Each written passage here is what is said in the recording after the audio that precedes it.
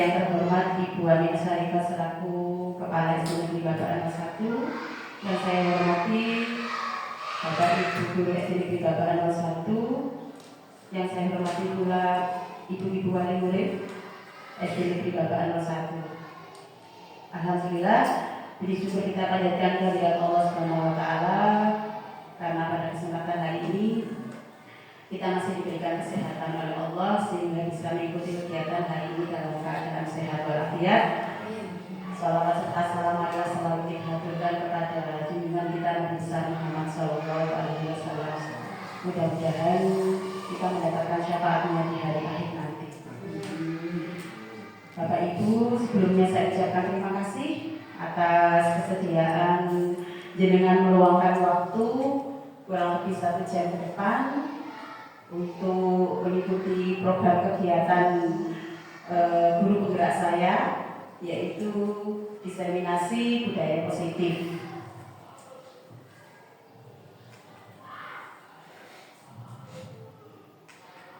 Oke, kesepakatan kelas kita hari ini adalah mari kita saling menghargai, mari kita aktif dalam kegiatan diskusi, kemudian minta tolong hatinya di silent, kemudian kita melakukan refleksi. Nah, sebelum kegiatan kita mulai, untuk menyegarkan suasana supaya tidak tegang, kita melakukan ice breaking terlebih dahulu. Monggo silakan berdiri. Kita bergerak-gerak supaya lebih rileks dan tidak tegang.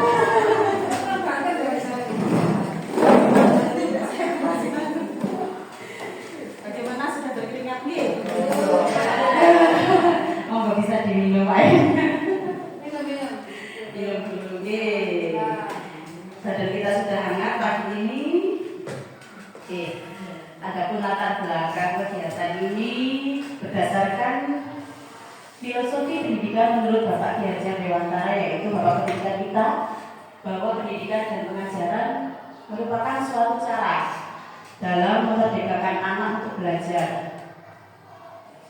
Pengajaran merupakan transfer ilmu pengetahuan kepada anak untuk bekal dalam kehidupan di masyarakat. Sedangkan pendidikan merupakan proses pembentukan karakter anak sebagai manusia dan sebagai masyarakat untuk mencapai kebahagiaan dan keselamatan dalam hidupnya. Jadi pendidikan dan pengajaran itu berbeda nih Bapak Ibu. Pendidikan itu memerdekakan anak untuk belajar,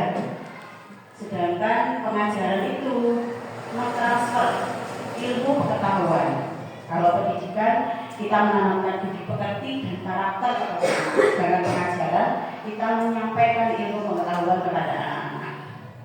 Merdeka menurut Bapak Ki Hajar Dewantara artinya tidak hanya terlepas dari perintah, akan tetapi cakap untuk memerintah diri sendiri. Tentunya menurut Ki Hajar Dewantara, kita ini ibaratkan adalah ibarat seorang petani. Kita menanam padi, kita tidak bisa mengubah padi itu menjadi jagung atau menjadi kedelai. Kita hanya bisa merawat padi tersebut, memberi pupuk, memberi air, membersihkan rumput-rumput yang ada di sekitar padi. Nah, seperti itulah kita mendidik anak-anak kita atau murid-murid kita. Kita tidak bisa merubah si A harus seperti si B, kamu harus seperti ini, tidak bisa. Kita hanya bisa mengembangkan kodrat anak itu sesuai dengan zamannya, sesuai dengan alamnya yang ada.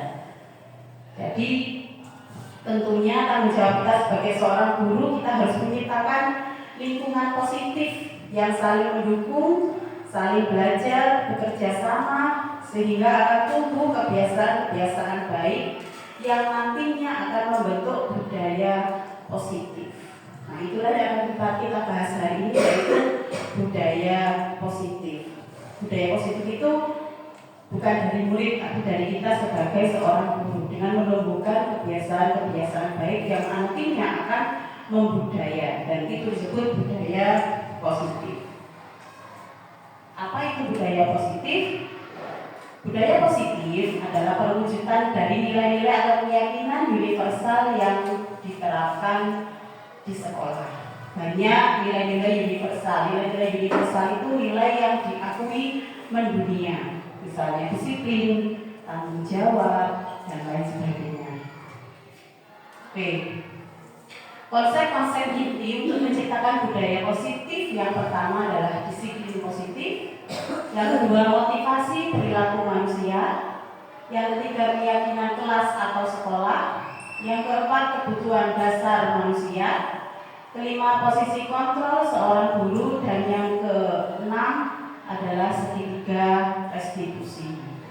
Mungkin semuanya aneh gitu. Oh, itu segitiga restitusi. Baik, kita mulai dari materi yang pertama, disiplin positif. Monggo kalian bisa dibaca kalian. Apa itu disiplin positif?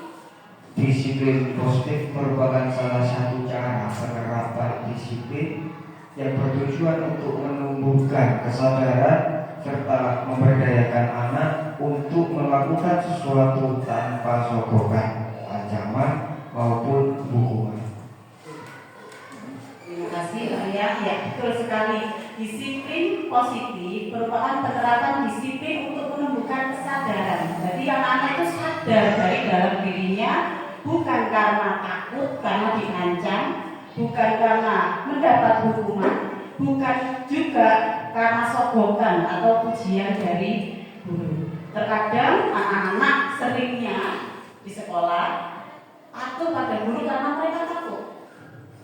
Mereka takut dihukum oleh guru, dan itu sering terjadi. Makanya mudah-mudahan dari penjelasan ini kita bisa merubah mindset kita dari kita menghukum menjadi kita melakukan segitiga restitusi menjadi seorang manajer nantinya. Nah, cobalah buka. Monggo Bapak Ibu berkolaborasi dengan Bapak Ibu yang ada di samping untuk melakukan ini. Anda dan teman Anda akan melakukan kegiatan cobalah buka. Anda adalah A, tugas Anda mengepalkan satu tangan Anda. Coba Anda bayangkan bahwa di sini ini ada sesuatu yang sangat berharga. Anda perlu menjaga ini sekuat tenaga, karena sangat penting bagi kehidupan Bapak Ibu. Sekarang tugas B, mencoba segala cara untuk membuka palem tangan dari A. Bisa dirayu, bisa dibujuk, bisa diitik-itik, bisa digoda, bisa dimarahi, dibentak. ditawari sejumlah uang. Kira-kira yang A ini mau membuka apa tidak? Monggo silakan. Mungkin Pak yang A, yang merayu nanti Pak Jihan. Monggo Bu.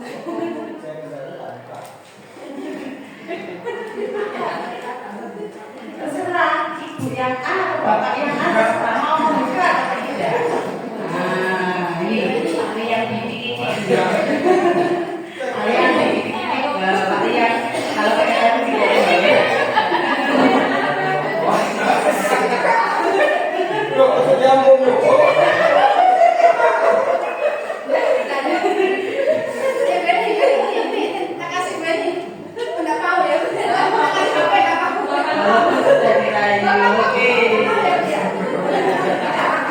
Adakah di sini yang sudah mau membuka kepalan tangannya? Di sini ada sesuatu yang berharga sekali, yang sangat berharga bagi hidup Bapak Ibu.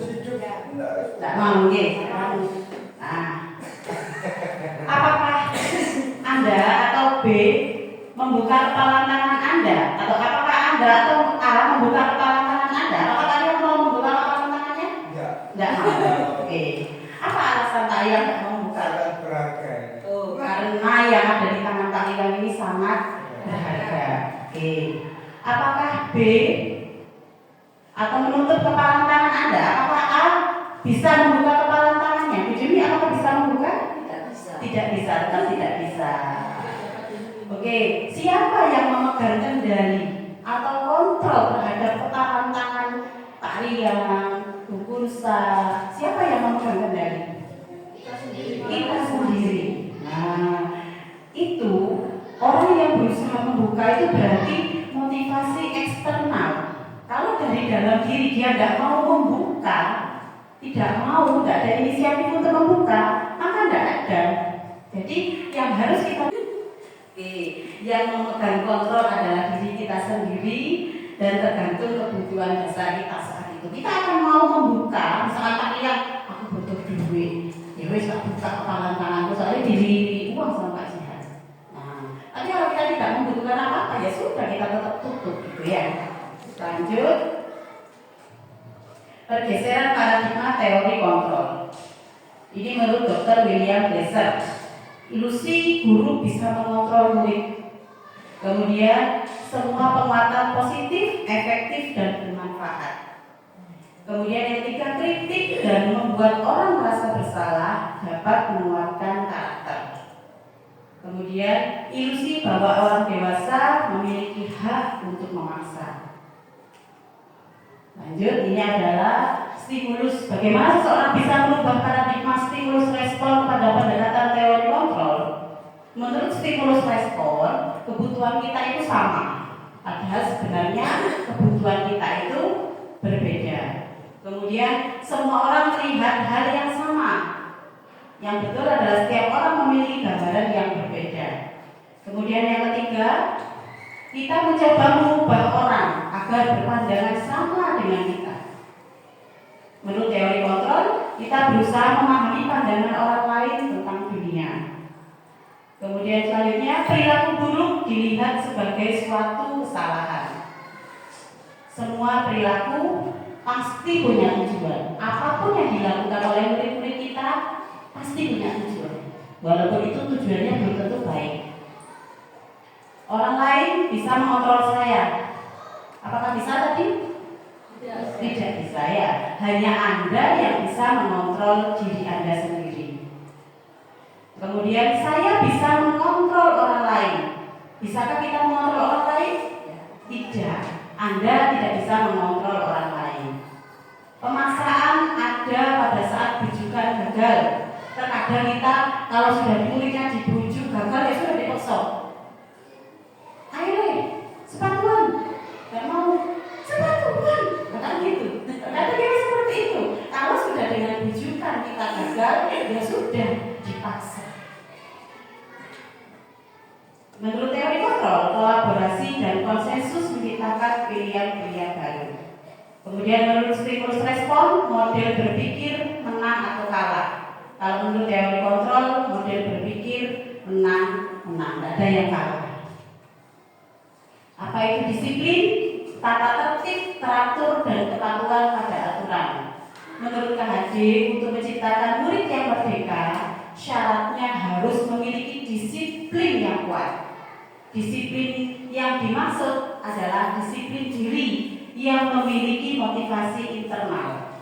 Sebagai pendidik, tugas kita adalah menciptakan anak-anak yang memiliki disiplin diri sehingga mereka bisa berperilaku dengan mengacu pada nilai-nilai kebajikan universal dan memiliki motivasi intrinsik dari dalam dirinya sendiri, bukan motivasi ekstrinsik, baik itu berupa hukuman, baik itu berupa bujukan maupun penghargaan.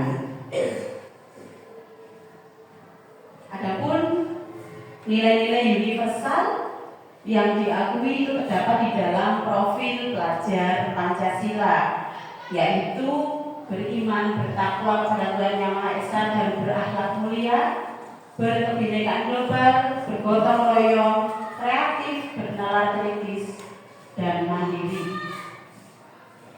Oke, sekarang masuk ke materi yang kedua adalah motivasi perilaku manusia. Ada 3 motivasi mengapa manusia itu melakukan sesuatu. Pertama, menghindari ketidaknyamanan atau hukuman. Yang kedua, mendapat imbalan atau penghargaan. Yang ketiga adalah menghargai diri dan menjadi orang yang mereka inginkan. Untuk menghindari ketidaknyamanan atau hukuman, ini adalah tingkat terendah. Biasanya murid kita melakukan sesuatu untuk menghindari ketidaknyamanan atau hukuman. Misalnya untuk menyapu kelas itu saja, tingkat kelas. Mungkin ada murid-murid dari Bapak Ibu yang tidak mau melaksanakan piket. Banyak. Mungkin di antara dari mereka melaksanakan piket berundel sambil marah. Iya. Malas, sebenarnya malas, tapi karena takut dimarahi, takut mendapat hukuman dari guru, takut dimarahi teman-temannya, makanya dia melaksanakan dengan setengah hati. Piket itu saja. Kemudian memakai atribut sekolah lengkap. Banyak di antara murid-murid kita yang juga memakai atribut yang tidak lengkap. Mereka pasti memakai lengkap karena kok dimarahi di sini ini tidak lengkap kok sama guru. Mungkin seperti itu. Kemudian yang kedua, mendapat imbalan atau penghargaan. Ini adalah 1/3 di atas motivasi yang pertama. Di sini orang berperilaku untuk mendapatkan imbalan atau penghargaan dari orang lain. Mereka terkadang murid-murid kita karena sudah melakukan sesuatu dan mendapat pujian dari guru, akhirnya dia melakukan lagi.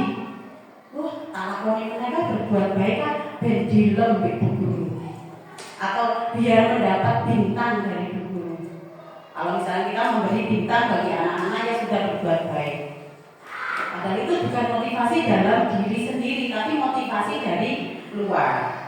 Yang ketiga, untuk menjadi orang yang mereka inginkan dan menghargai diri sendiri dengan nilai-nilai yang mereka percaya.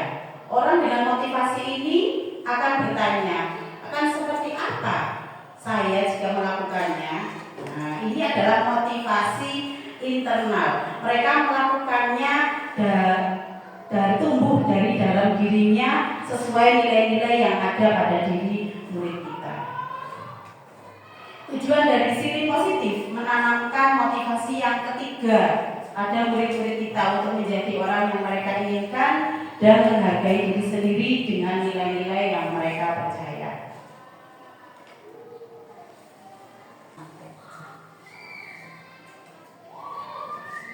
Saya lanjutkan. Nah, ini perbedaan antara hukuman, konsekuensi, dan restitusi. Terlihat apa buatan nggih? Buatan nggih. Nggih. Di dalam hukuman saya ambil intinya saja. Yang inti ada di sini.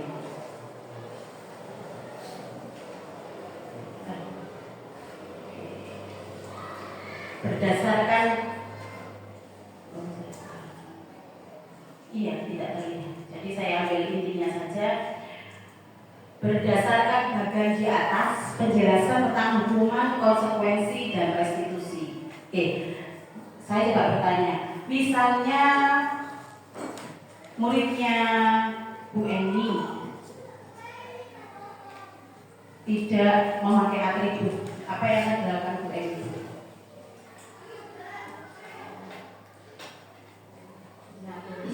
Restitusi, Bu.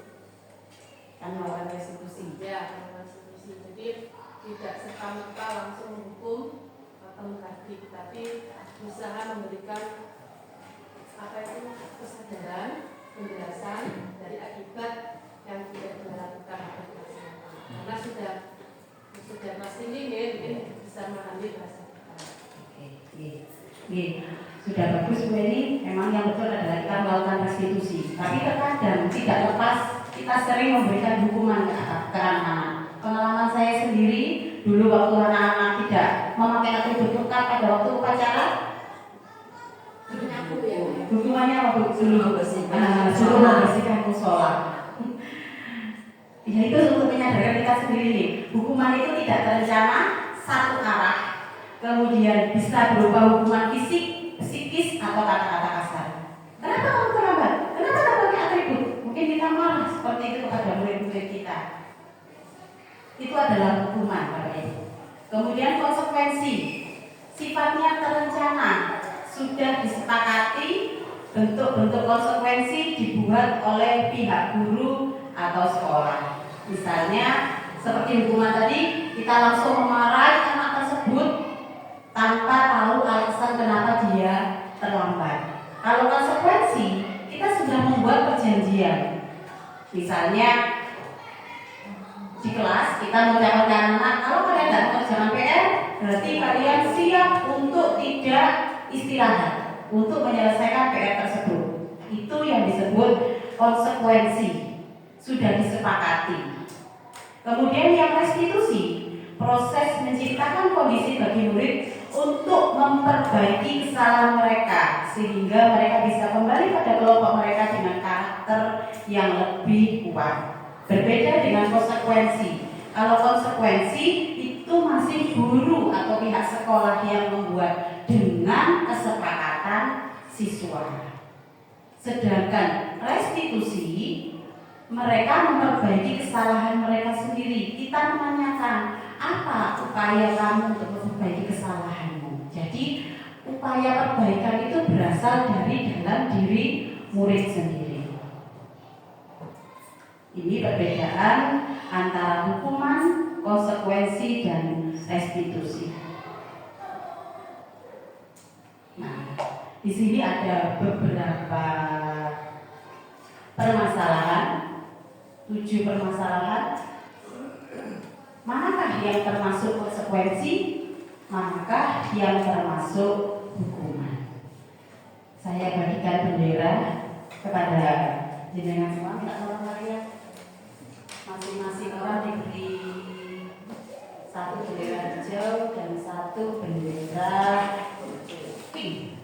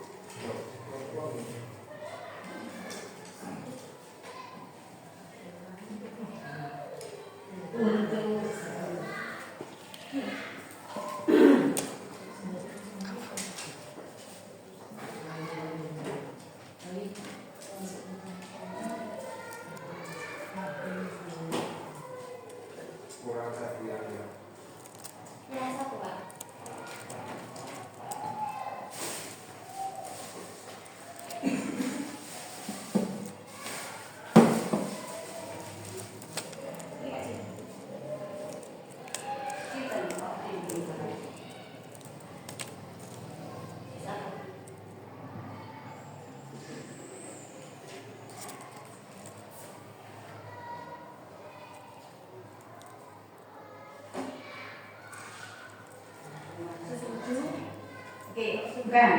Kita sepakati yang konsekuensi warna apa? Pink. Ya, konsekuensi yang pink, hukuman yang hijau. Konsekuensi pink, hukuman hijau. hijau. Nanti saya kasih aba-aba diangkat yang mana yang termasuk konsekuensi, mana yang termasuk hukuman. Konsekuensi pink, Hukuman hijau.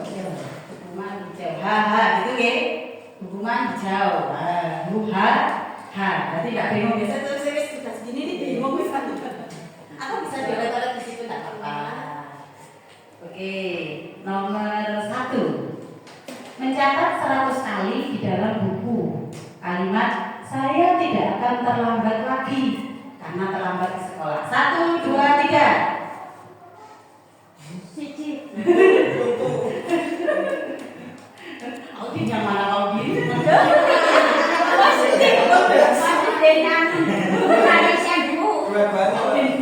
Karena tadi tidak ikut kegiatannya. Menurut Bu Jumi, konsekuensi. Mengapa Bu Jumi mengatakan konsekuensi? Karena anak disuruh mencatat, disuruh menulis ya seperti tidak. Saya tidak akan terlambat lagi karena itu sudah merupakan Konsekuensi dari kesalahan yang dia lakukan. Oke. Kita lihat Bapak Ibu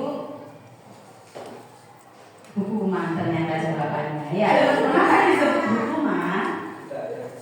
Karena tidak ada kesepakatan. Atau bisa juga orang sudah ada kesepakatan bisa jadi konsekuensi. Tapi sepertinya antara kesalahan dengan berhukuman yang diberikan tidak menyambung. Seperti itu. Bisa hukuman diharapkan konsekuensi itu antara kesalahan yang dilakukan itu nyambung dengan konsekuensi yang harus dia tanggung. Seperti itu. Nomor 2. Lari mengelilingi lapangan basket 2 kali karena terlambat hadir di sekolah. Oke, hukuman semua. Setuju hukuman semua nggih? Ya, karena terlambat suruh lari-lari sampai 2 kali itu hukuman dari guru ya. Tidak boleh Bu. Monggo kita merubah mindset kita nggih. Mulai terlambat kita hukum, mulai kita hukum. Jangan. Mudah-mudahan dari kegiatan kita hari ini kita bisa merubah mindset kita. Saya juga setelah mendapat ilmu ini, saya sadar ternyata yang sudah saya lakukan itu salah. Banyak salahnya. Ternyata saya salah, saya banyak salahnya. Saya terkadang saya memberikan hukuman ke anak-anak tanpa tahu alasan mereka itu seperti apa.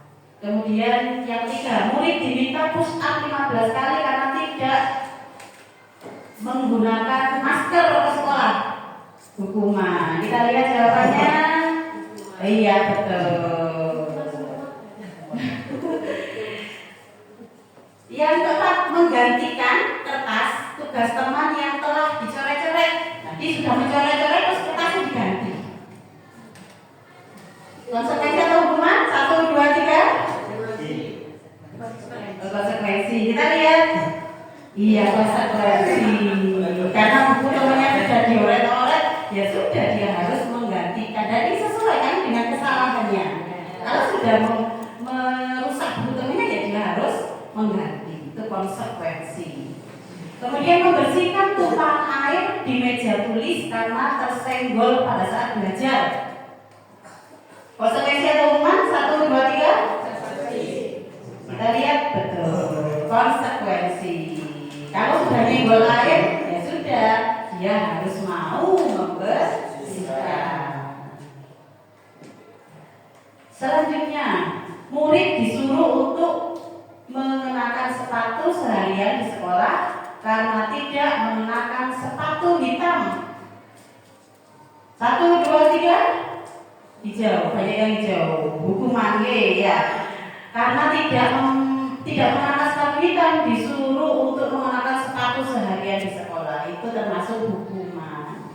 Kemudian kita lihat yang terakhir, lari mengelilingi lapangan basket 2 kali karena terlambat 10 menit untuk pelajaran PJOK. Biasanya Pak Jihat ini. Konsekuensi apa hukuman Pak? Hukuman. Kita lihat Pak. Iya, hukum. Tidak boleh Pak Jihat. Kalau terlambat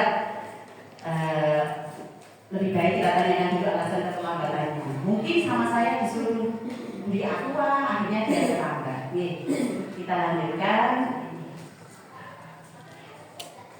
Selain dihukum dengan hukuman fisik, hukuman verbal, diberi penghargaan itu juga hukuman nggak Bapak Ibu?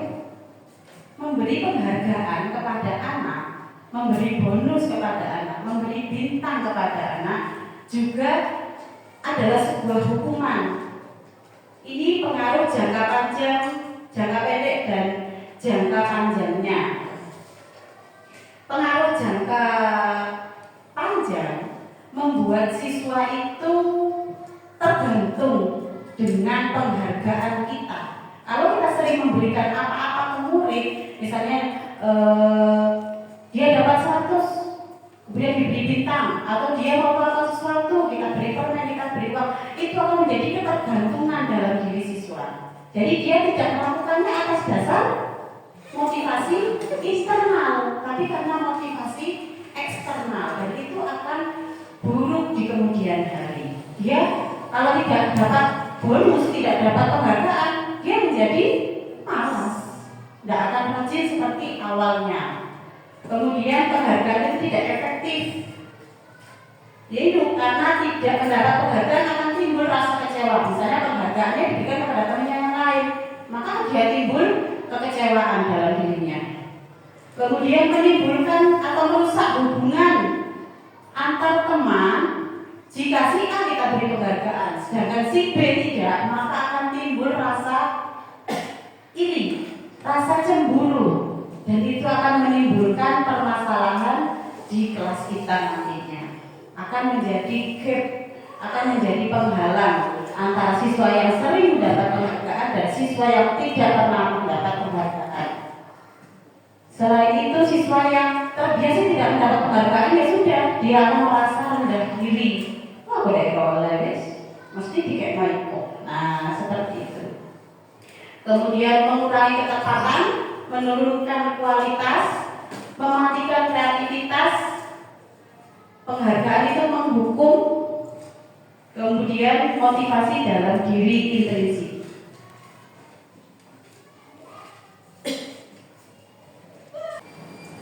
Kemudian bersedia meninjau kembali keyakinan kelas dari waktu ke waktu. Keyakinan kelas itu tidak monoton, saklek harus itu, tapi harus dievaluasi dari waktu ke waktu. Mungkin ada penambahan, ya ditambahkan keyakinan kelas. Prosedur pembentukan keyakinan kelas atau sekolah. 1. Mempersilakan pada sekolah untuk mencurahkan ide tentang peraturan yang disepakati. Apakah di sini Bapak Ibu sudah pernah membuat keyakinan kelas? Bagi yang belum, bisa dibuat Bapak Ibu. Mungkin untuk kelas 1 agak kesulitan ya Bu. Mungkin Bu Gulsa bisa memancing anak-anak. Mama kewek apa anak kalau ke sekolah? Atributnya harus bagaimana? Lengkap. Sudah ditulis atribut lengkap. Itu sudah termasuk keyakinan kelas yang harus seperti anak-anak. Kemudian mencatat semua masukan dan menggantinya menjadi kalimat positif. Ditinjau kembali curhat pendapat yang terkumpul dan disusun menjadi keyakinan kelas atau sekolah. Meninjau dan menyetujui dengan menandatanganinya keyakinan kelas ditempel di dinding kelas. Mungkin bisa ditandatangani bersama-sama. Seperti yang sudah saya lakukan, keyakinan kelas di kelas saya seperti itu Bapak Ibu. Anak-anak saya minta untuk menuliskan peraturan-peraturan apa yang disepakati oleh anak-anak. Setelah anak menuliskan peraturan-peraturan yang ada di kelas, ditempel di sini, kemudian dievaluasi apakah di keyakinan kelas itu masih ada kalimat negatif. Kalau memang masih ada, bersama-sama siswa didiskusikan kalimat negatifnya dirubah menjadi kalimat positif. Setelah itu dikelompokkan keyakinan kelas itu masuk ke mana dari nilai-nilai universal yang diakui bersama. Kalau di sini bebas ya Bapak Ibu, nilai-nilai universal itu banyak. Kalau di saya, di kelas saya, disiplin, saling menghormati, tanggung jawab, kebersihan dan keamanan. Seperti tidak mengerjakan, mengumpulkan PR tepat waktu. Menurut Bapak Ibu itu termasuk atau harus mengerjakan PR. Mungkin nanti Bapak Ibu di kelas masing-masing bisa membuat keyakinan kelas bersama-sama. Dari keyakinan kelas yang ada, nanti Bapak Ibu bisa menerapkan setiap siswa. Apabila siswa itu tidak mengerjakan PR, tanyakan saja, apa nilai-nilai keyakinan yang sudah kita buat bersama. Nah, seperti itu. Kita bisa tanyakan lagi, kan ini dibuat bersama-sama satu kelas. Jadi pasti murid itu juga membuatnya bersama. Jadi tumbuh, oh ternyata saya sudah melanggar keyakinan kelas yang sudah saya buat. Lanjut, yang keempat.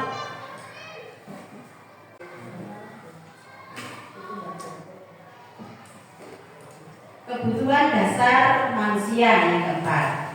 Nah, ini ada kasus Bapak Ibu. Maka Bu Gun bisa dibacakan kasusnya, itu kelihatan kan Bu Gun? Ini ada sebuah kasus, contoh kasus Pak Heri, guru wali kelas 4 di SD Pelangi, sedang bingung menghadapi ulah salah satu murid di kelasnya yang bernama Idu. Beberapa anak di kelas 4 telah datang padanya dan mengeluhkan Edo yang sering meminta bekal makan siang mereka dengan paksa.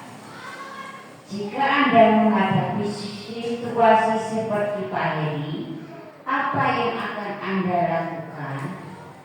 Menurut Anda, kira-kira apa alasan Edo melakukan hal itu?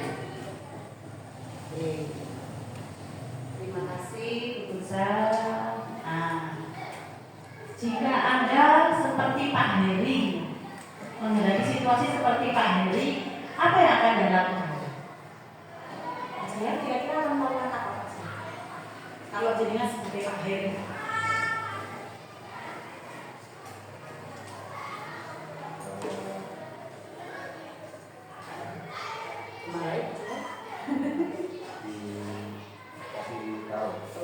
Diberi bimbingan ya Pak Jihad ya. Ya, betul sekali yang disampaikan oleh Pak Jihad. Pak Jihad akan memberi pembinaan, memberi bimbingan kepada Edo.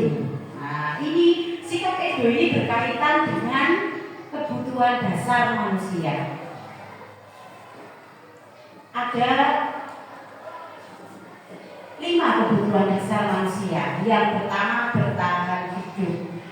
Bertahan hidup ini adalah kebutuhan yang bersifat fisiologis berupa kesehatan, rumah, makanan. Jadi kebutuhan untuk bertahan hidup. Seperti yang disampaikan Pak Jihad tadi, memberi pembinaan. Mungkin nantinya Pak Jihad akan menanyakan, apa alasan Edo melakukan itu? Jika Edo mengatakan bahwa dia lapar, itu termasuk kebutuhan bertahan hidup.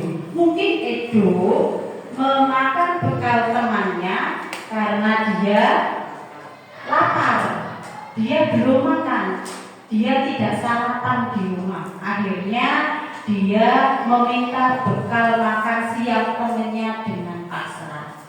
Jadi dalam memberikan pembinaan kita perlu mengetahui alasan murid itu melakukan hal itu. Jangan ujung-ujung disuweneni, dimarahi habis-habisan. Kemudian kebutuhan kasih sayang dan rasa diterima. Mungkin Edo juga membutuhkan ini.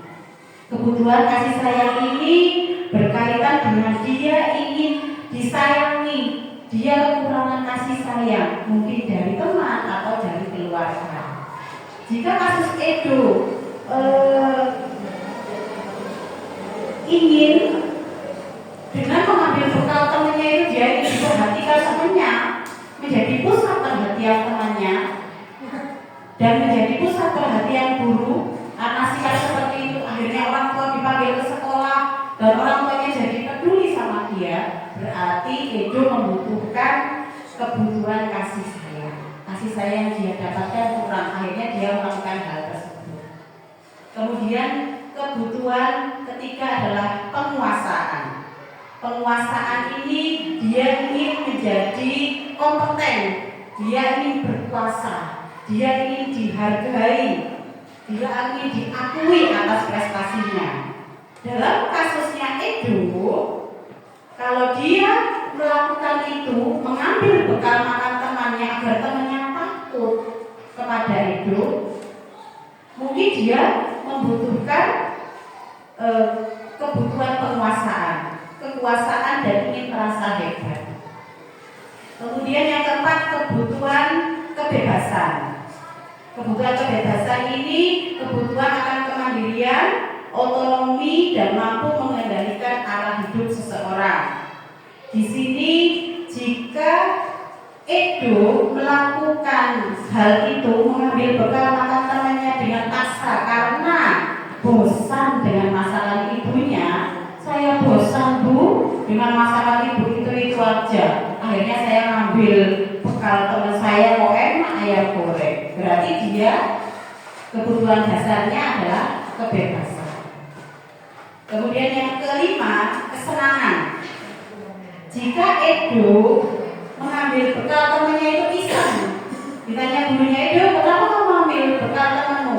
Saya iseng bu, senang melihat teman saya itu bingung. Nah, berarti dia itu kebutuhan dasarnya adalah kesenangan. Jadi sebagai guru kita perlu tahu apa kebutuhan dasarnya sehingga dia itu melakukan hal tersebut. Oke, posisi kontrol guru yang keempat. Di sini ada guru sebagai penghukum, guru sebagai pembuat rasa bersalah, guru sebagai teman, guru sebagai manajer dan guru sebagai pemantau. Di sini saya mempunyai video, Bapak Ibu bisa tahu manakah yang termasuk manajer, manakah yang termasuk pemantau.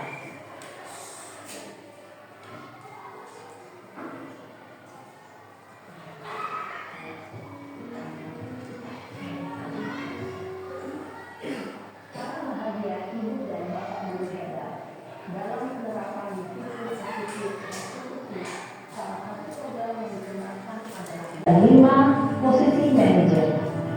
Untuk lebih memahami kelima posisi tersebut, mari kita saksikan kasus kemarin yang melambat hadir 20 di sekolah dan melihat bagaimana kelima posisi kontrol dalam menghadapi masalah tersebut.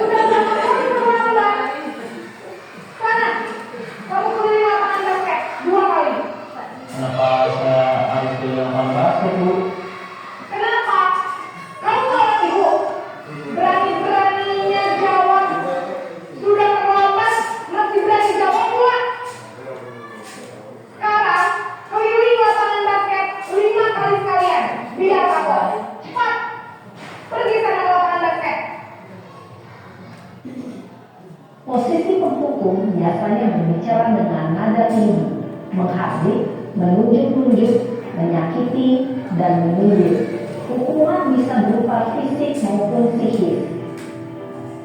Ibu dan bapak guru hebat.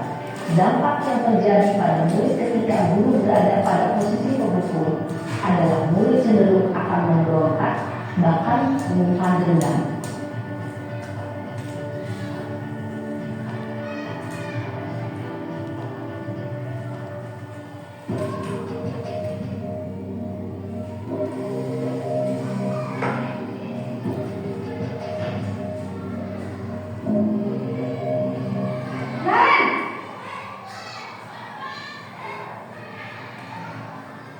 Selamat pagi, Bu.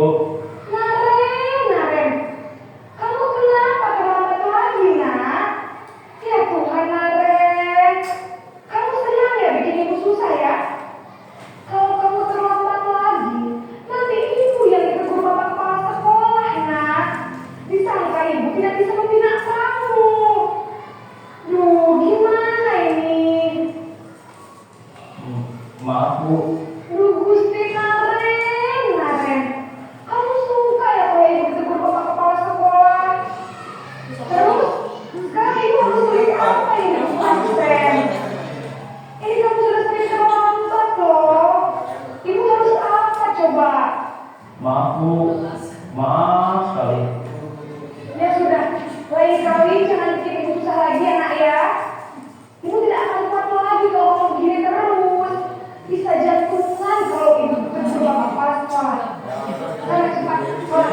Maaf ya Bu, maaf sekali.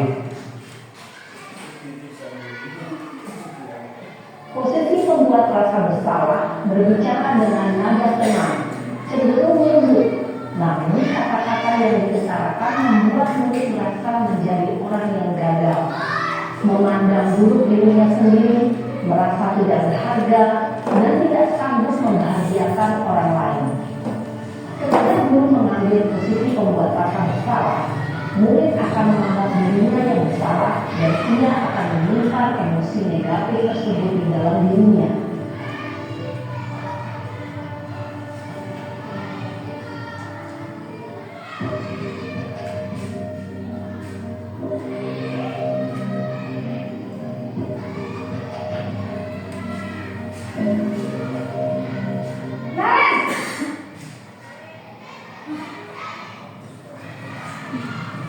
Selamat pagi Bu. Wah, sudah jam berapa ini nak? Terlambat lagi ya sayang. Iya Bu, habis Bu saya udah bangunkan saya Bu. Kamu malah menyalahkan ibu kamu. Kamu bukannya anak kamarnya paling kencang. Kok terlambat sih? Iya Bu, saya memang terlambat bangun tadi. Jadi biarpun saya lagi kencang, tetap gak kencang Bu. Ya sudah sekarang, nanti lain kali larinya lebih kencang lagi ya.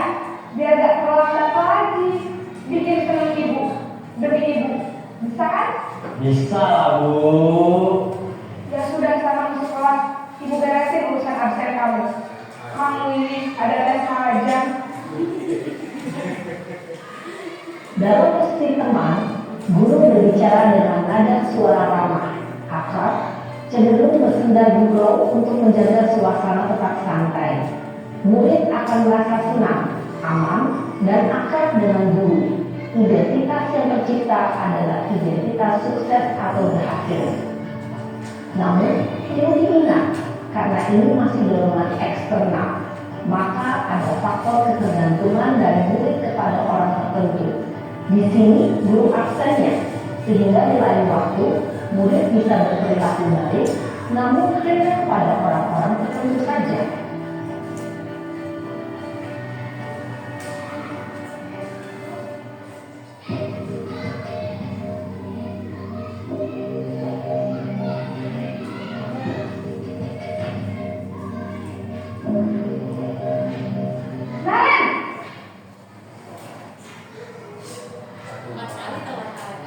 Selamat pagi Bu. Naren, apa peraturan sekolah kita tentang jam berapa kita harus masuk sekolah, nak? Kita harus di sekolah jam 7 Bu. Iya betul, sekarang sudah jam 7.20. Naren sudah tahu konsekuensinya jika terlambat hadir. Paham Bu, saya harus tinggal kelas pas jam istirahat selama 20 menit. Iya benar, konsekuensinya demikian. Jadi nanti jam 9.30 pas istirahat, kamu harus tinggal di kelas, kerjakan tugas tambahan untuk ketertinggalan kamu, ya? Baik Bu. Posisi pemantau mengandalkan penghitungan atau data untuk mengontrol murid. Guru mengarahkan murid berdasarkan peraturan dan konsekuensi. Seorang pemantau menunjukkan bahasa tubuh dan ekspresi wajah yang datar dan cenderung formal.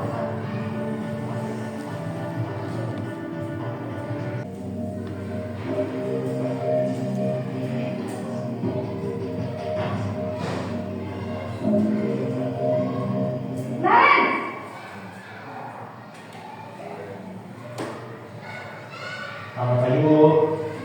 Selamat pagi Naren. Maaf Bu, saya terlambat. Iya, sekolah masuknya jam 7, sekarang sudah jam 7.20. Jadi sekarang bagaimana ini Naren? Maaf Bu, saya lupa alarm saya semalam. Baiklah, menurut kamu, keyakinan sekolah yang mana yang perlu kamu tingkatkan? Menghargai diri sendiri dan orang lain mungkin ya Bu. Setuju. Jadi, apakah Naren meyakini prinsip saling menghormati tersebut? Iya Bu, saya meyakininya. Apakah Naren bersedia memperbaiki masalah keterlambatan ini? Bersedia Bu. Bagaimana kamu akan perbaiki masalah keterlambatan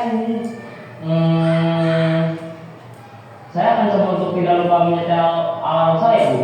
Baik, kalau kalian bukan peralatan di rumah, ada orang yang kira-kira bisa bantu mengingatkan tidak? Ada Bu, kakak saya, Kak Emma. Ada lagi selain Kak Emma? Selain Kak Emma, ada ibu saya. Baik, jadi yang mengingatkan Naren adalah Kak Emma dan ibu kamu ya?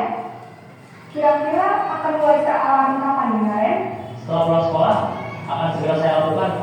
Baik, jadi Naren akan setel alarm untuk bangun besok pagi dan akan diingatkan oleh kakak dan ibu dan Naren ya? Ada lagi yang mungkin perlu dilakukan Naren? Agar tidak terlambat bangun lagi. Tidak ada Bu. Baik Naren, terima kasih untuk kerjasama kamu. Sekarang kamu perlu kembali ke kelas untuk belajar. Baik Bu, terima kasih. Posisi manajer adalah posisi kontrol yang disarankan untuk membimbing murid memiliki sikap disiplin yang positif, yaitu murid yang mandiri, bertanggung jawab, dan dapat memecahkan masalah. Tujuan dari posisi ini adalah agar murid dapat berefleksi atas tindakannya. Guru akan dengan tulus memberikan pertanyaan-pertanyaan bermakna, sehingga membuat murid dapat belajar dari kesalahannya dan mencari sebuah solusi untuk menyelesaikannya. Ibu dan bapak guru hebat, setelah mengamati adegan kelima posisi kontrol tadi, kira-kira posisi mana yang paling ideal? Posisi mana yang dapat menunjang motivasi intrinsik murid? Ya, tentu posisi manajer. Posisi ini memang posisi ideal yang ingin dituju setiap pendidik. Pada posisi inilah, guru dapat menerapkan disiplin positif yang berpihak pada murid, yang memerdekakan murid. Perjalanan seorang pendidik tentunya tidak mudah untuk sampai pada posisi seorang manajer. Namun, tujuan kita pasti, yaitu menciptakan murid-murid yang mandiri, merdeka, dan bertanggung jawab. Semoga penggambaran 5 posisi kontrol yang telah diperlihatkan ini dapat menjadi ajang refleksi bagi kita semua, agar dapat terus mengasah dan menerapkan disiplin positif yang memerdekakan murid. Mari terus berlatih dan bersemangat. Selamat menerapkannya. Salam dan bahagia, Ibu dan Bapak Guru hebat.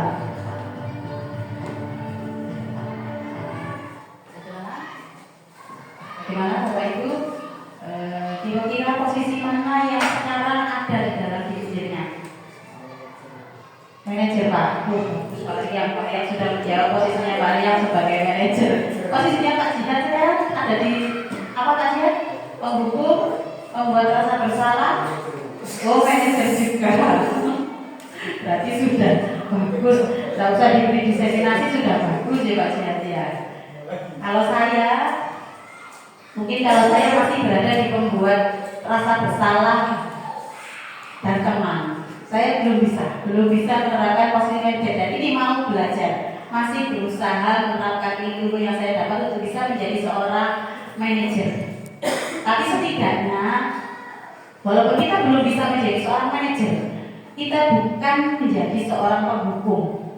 Coba kita hilangkan diri kita, posisi kita sebagai seorang penghukum, kita hilangkan itu sebagai penghukum. Kita bisa jadi teman, kita bisa jadi pembuat rasa bersalah, semakin lama semakin meningkat.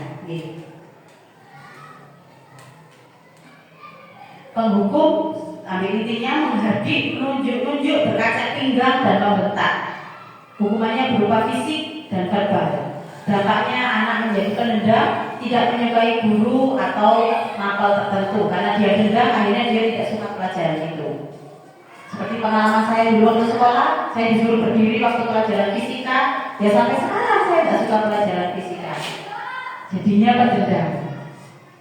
Dan itu suaminya Bapak sendiri. Suaminya Bapak sendiri apa nama hukum saya berdiri. Pak Abah itu dulu waktu saya masih SMP kelas 1 atau kelas 2 ya. Saya disuruh mengerjakan, saya nggak bisa, saya disuruh berdiri. Akhirnya, ya itu sampai sekarang saya tidak suka belajar fisika.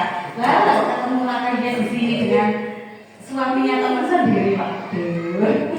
Tapi saya bilang, saya pernah disuruh berdiri, disuruh sama jenengan Pak. Iya Pak, paham. Kemudian membuat rasa bersalah, ini suaranya lembut, kamu menyalahkan. Guru menyalahkan kesalahan pada siswa dan guru menderita. Dampaknya siswa menjadi merasa bersalah dan rendah diri. Kemudian guru sebagai teman bersikap ramah, cenderung bersendau-gurau untuk menghangatkan suasana. Dampaknya murid akan bergantung pada satu orang, membuat siswa tidak mandiri, tergantung pada guru itu saja. Posisi pemantau, nada bicaranya ekspresi datar. Pemantau tetap memantau saat siswa diberi sanksi. Jadi konsekuensi ini menerapkan konsekuensi. Dampaknya hadiah atau hukuman yang diberi tanpa melihat nilai kebajikan dan tidak sepenuhnya mandiri. Dan posisi yang terakhir yang paling bagus adalah manajer. Suaranya netral, tercipta identitas positif dan berhasil mengajukan pertanyaan bermakna, membantu siswa memecahkan masalah. Dampaknya murid menjadi mandiri, PD memecahkan masalah sendiri. Jadi untuk posisi manajer, siswa itu atau murid itu diminta untuk menemukan sendiri solusi atas kesalahan yang sudah dia lakukan. Bagaimana cara dia memperbaiki kesalahan yang sudah dia lakukan. Yang keenam, yang terakhir adalah restitusi atau segitiga restitusi. Segitiga restitusi ada 3 Bapak Ibu tahapannya. Yang pertama, menstabilkan identitas. Menstabilkan identitas ini guru bisa menanyakan atau mengatakan setiap orang pasti pernah melakukan kesalahan. Kemudian kamu bukan satu-satunya yang pernah melakukan ini. Yang kedua, validasi kebutuhan. Kamu tentu punya alasan mengapa melakukan itu. Adakah cara yang lebih efektif untuk mendapatkan apa yang kamu butuhkan? Dan yang ketiga, menanyakan keyakinan. Nilai-nilai apa yang sudah kita sepakati? Kemudian kamu ingin menjadi orang yang seperti apa? Itu adalah segitiga restitusi. Segitiga restitusi ini yang dilakukan oleh seorang manajer. Jadi dia akan mengatakan, kamu bukan satu-satunya yang melakukan kesalahan. Kemarin kamu juga melakukan kesalahan ini. Nah, setelah itu, apa alasanmu melakukan kesalahan ini? Setelah guru tahu, terus apa langkah kamu untuk memperbaikinya? Itu adalah segitiga restitusi.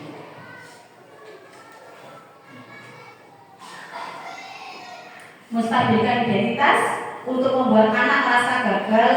Anak yang merasa gagal menjadi positif terhadap dirinya. Guru akan mengatakan, berbuat salah itu manusiawi, tidak ada manusia yang sempurna. Bapak Ibu juga buat salah, kita pasti bisa menyelesaikan permasalahan ini. Bapak Ibu tidak tertarik mencari tahu siapa yang benar, siapa yang salah.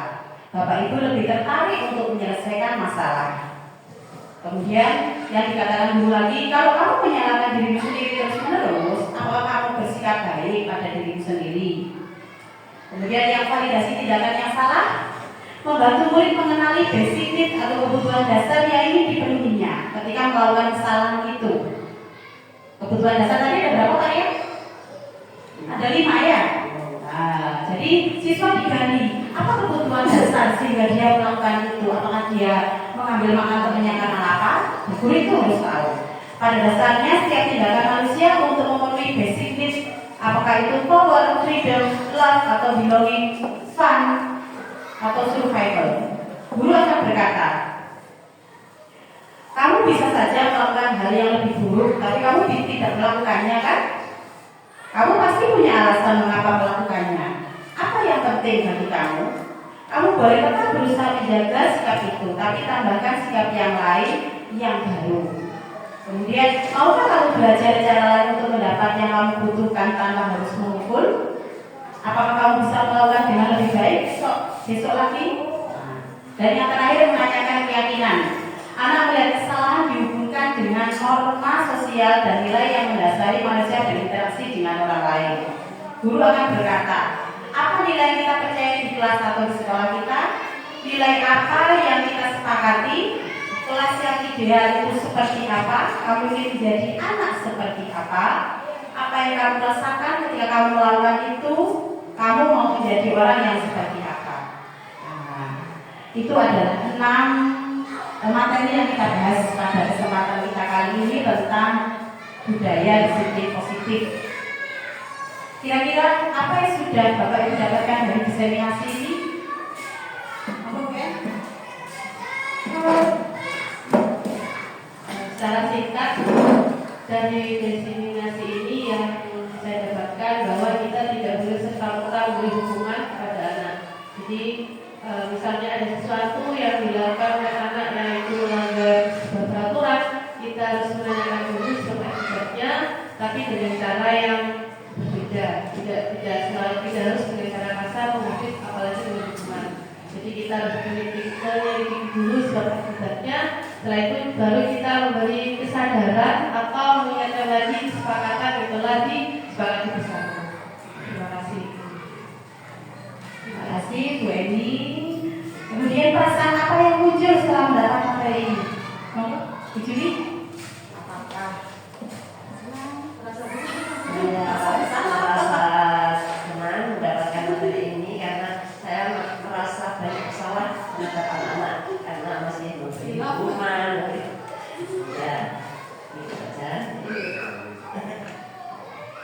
Sama Bu Juli, saya juga merasa bersalah. Ternyata saya mengajar selama berapa tahun ya, hampir 20 tahun.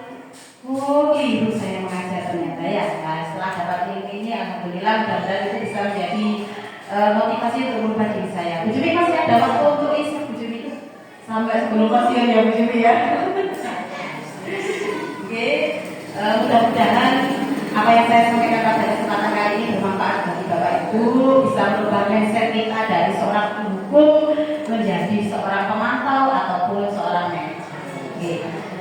Terima kasih, mohon maaf apabila apa yang saya sampaikan pada kesempatan kali ini ada kata-kata yang kurang berkenan, kami mohon maaf. Saya akhiri. Wabillahi taufiq wal hidayah. Wassalamualaikum warahmatullahi wabarakatuh.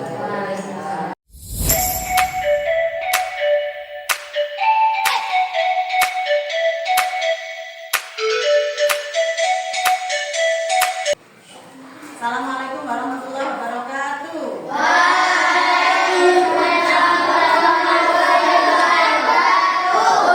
Bagaimana kabarnya anak-anak?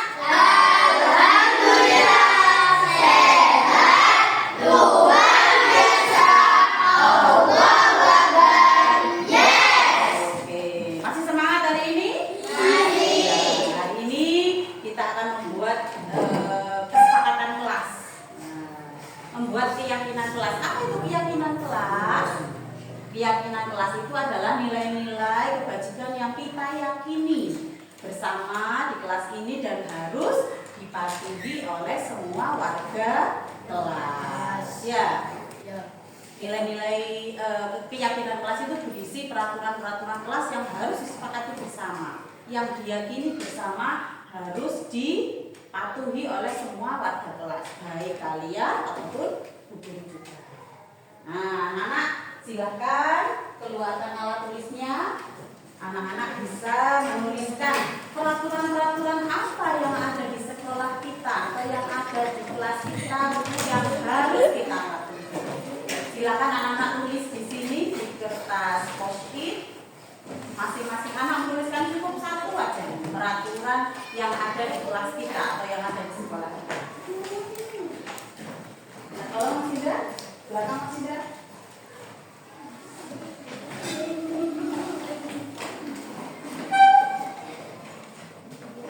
Usahakan jangan sama ya Nak ya. Antara teman yang satu dengan yang lain tidak sama. Mas Indra mau menulis? Tadi Pak?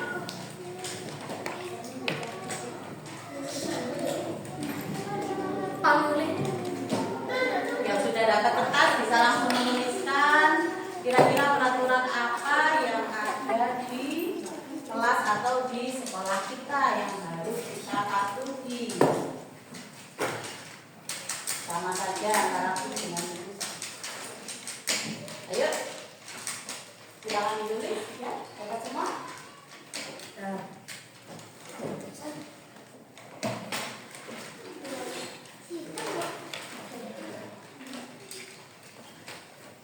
Silakan ditulis.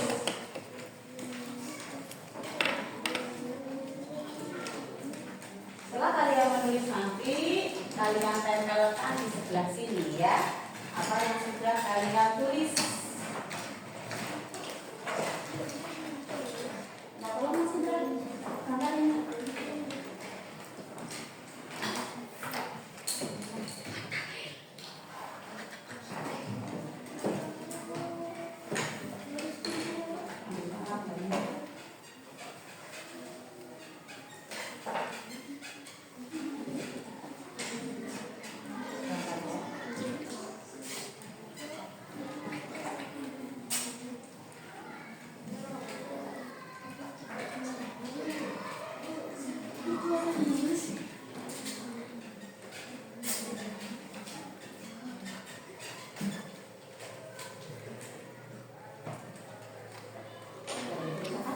Sudah selesai?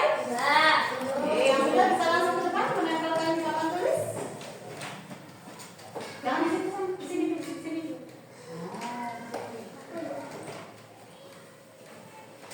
Oke.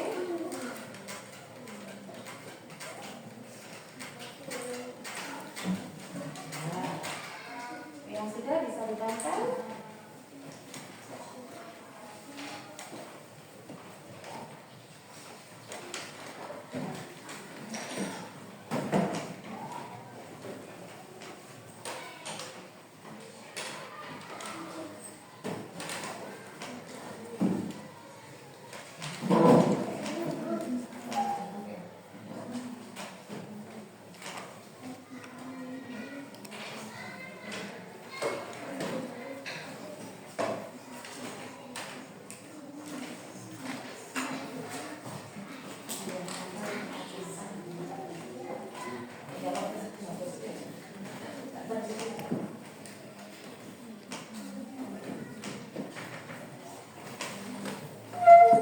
Sudah, apa? Silakan ditaruh di depan.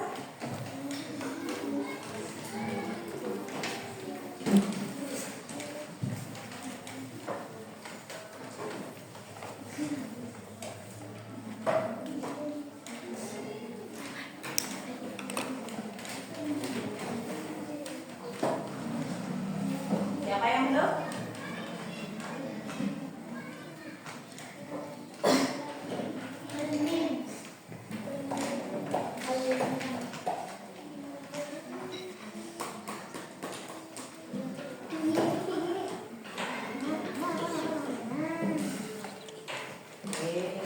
Sudah semua? Apa ada yang masih mau menambahkan? Tinggal bau lagi.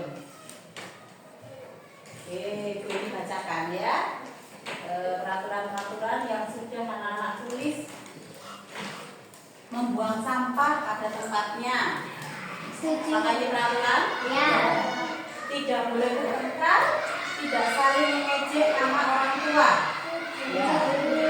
Harus membuang sampah pada tempatnya. Oke.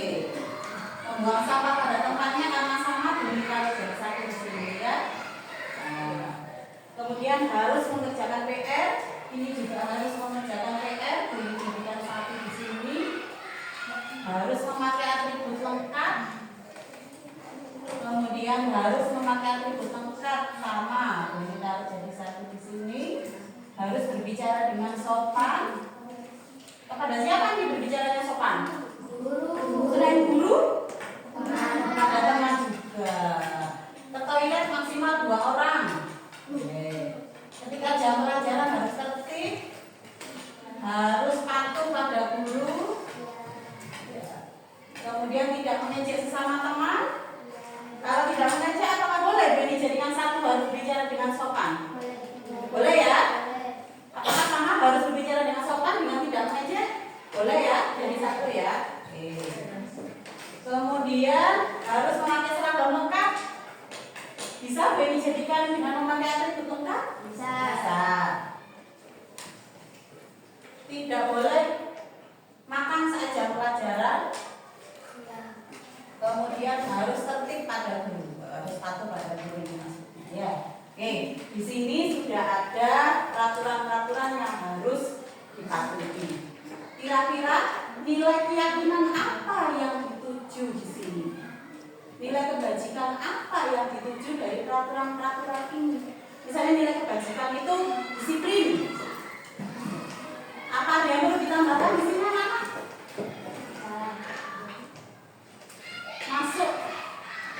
waktu? Kalian tidak mau menambahkan? Berarti boleh tepat waktu masuknya. Ayo, masuk tepat waktu. Siapa yang mau menambahkan di sini? Pak Aisyah ditulis di sini, Sa. Itu juga peraturan ya. Tidak terlambat masuk sekolah tepat waktu. Kemudian, apakah boleh berdoa sambil bergurau? Nah, kira-kira peraturan apa yang harus kita patuhi? Iya, harus tertib ketika berdoa. Bisa ditambahkan di sini. Oke. Silakan ditempel lagi di depan.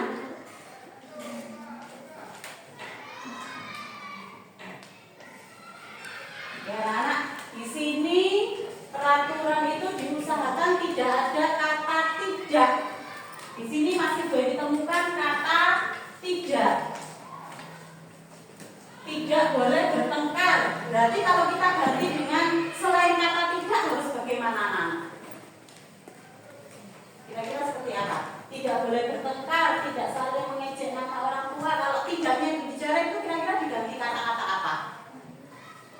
Tidak boleh bertengkar. Jadi harus apa? Harus. Kalau tidak boleh bertengkar berarti kita harus. Yuk, ada yang punya jawaban?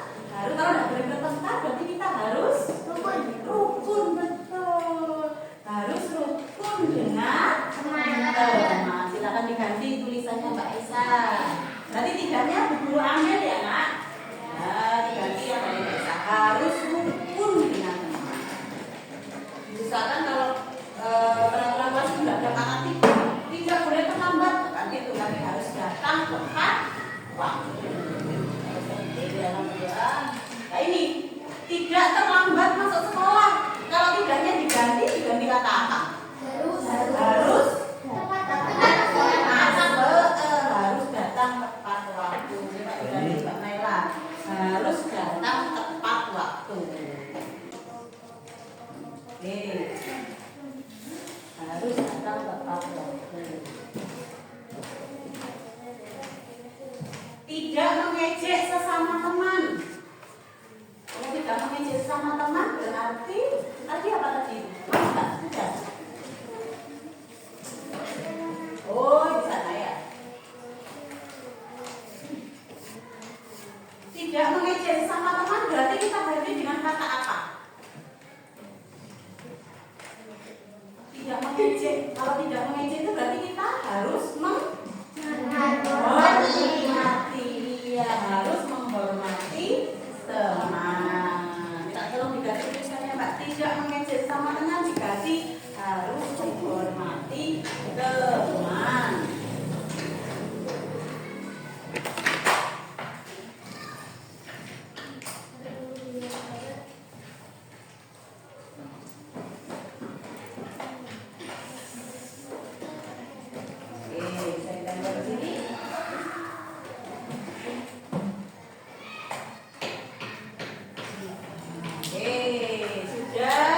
Sudah ada peraturan-peraturan atau kesepakatan yang kita dapatkan hari ini. Nah, nilai kebajikan apa yang dituju, yang diharapkan dari kesepakatan kelas ini? Misalnya nilai kebajikan itu disiplin. Kira-kira kalau disiplin itu masuk yang mana? Disiplin. Nah, disiplin itu kira-kira yang mana di sini? Apakah harus datang tepat waktu? Ya. Disiplin ditaruh di sini. Ya. Disiplin. Selain disiplin apa kira-kira nilai keyakinan yang kita harapkan? Rukun atau saling menghormati. Nah, saling menghormati. Rukun bisa diganti saling. Kalau mengerjakan PR itu kira-kira apa? Kemarin Fitri, nilai apa? Tanggung jawab.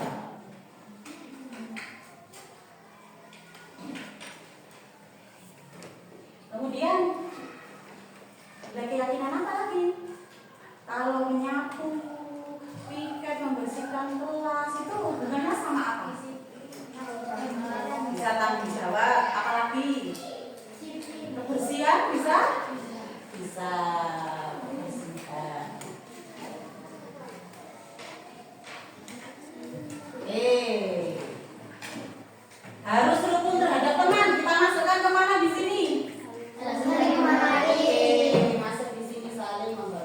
namanya nilai kebajikan. Nilai kebajikan itu nilai yang diakui secara umum anak-anak, diterima secara umum.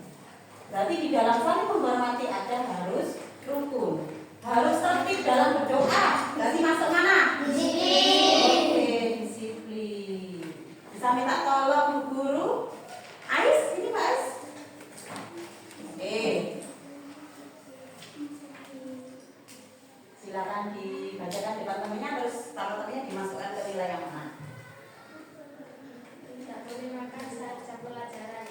Masuk ke mana? Disiplin. Disiplin. Masukkan ke disiplin. Oke. Lanjut. Harus patuh kepada guru. Disiplin. Harus patuh kepada guru, saling menghormati. Oke, saling menghormati. Oke, lanjut. Ketika jam pelajaran kita harus tertib. Disiplin. Masuk ke disiplin. Oke. Ya, bacakan ya. Harus tertib pada guru. Saling menghormati. Iya, saling menghormati. Oke. Ke toilet maksimal 2 orang. Apa? Ke toilet maksimal 2 orang. 2 orang. Disiplin. Masuk ke disiplin. Disiplin aturan. Oke.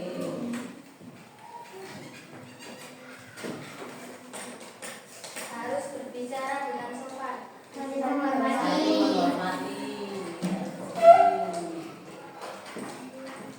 Kemudian Harus menghormati teman. saling menghormati. Yang bawahnya. Oke.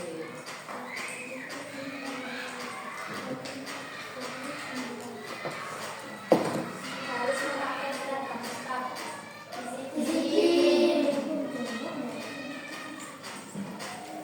Bisa disiplin, bisa tanggung jawab ya. Tidak apa-apa, disiplin. Memakai seragam lengkap.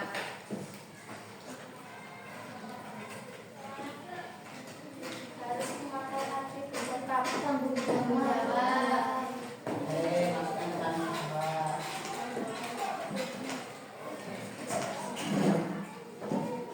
Harus mengerjakan PR. Tanggung jawab.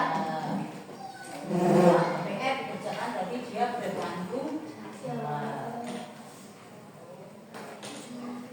Membuang sampah pada tempatnya.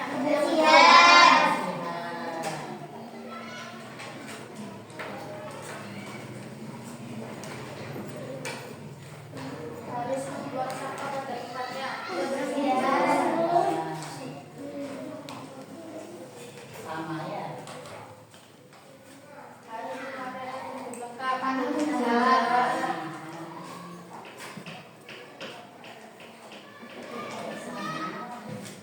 Harus mengerjakan PR. Tanggung jawab. Terima kasih Ais. Mbak Aisyah sini, Mbak Aisyah boleh kembali. Kita tolong dibacakan keyakinan kelas yang sudah kita buat hari ini. Bacakan keyakinan kelas. Keyakinan kelas. Kelas. Keyakinan kelas. Disiplin. Harus datang tepat waktu. Harus tertib dalam berdoa. Tidak boleh makan saat jam pelajaran. Ketika jam pelajaran kita harus tertib. Toilet maksimal 2 orang. Harus memakai seragam lengkap. Sudah ya. Nah, itu termasuk nilai disiplin. Kemudian Saling menghormati. dari sini. Sudah dari sini. Saling menghormati. Harus rukun terhadap teman. Harus patuh kepada guru. Harus tertib pada guru. Harus berbicara dengan sopan. Harus menghormati teman. Oke. Yang ketiga. Tanggung jawab. Harus memakai atribut lengkap. Oke. Yang keempat. Kebersihan membuat sampah pada tempatnya. Harus membuat sampah pada tempatnya. Oke, terima kasih. Itu ya anak-anak ya. Terima kasih Mbak. Boleh kembali. Itu adalah keyakinan kelas kita.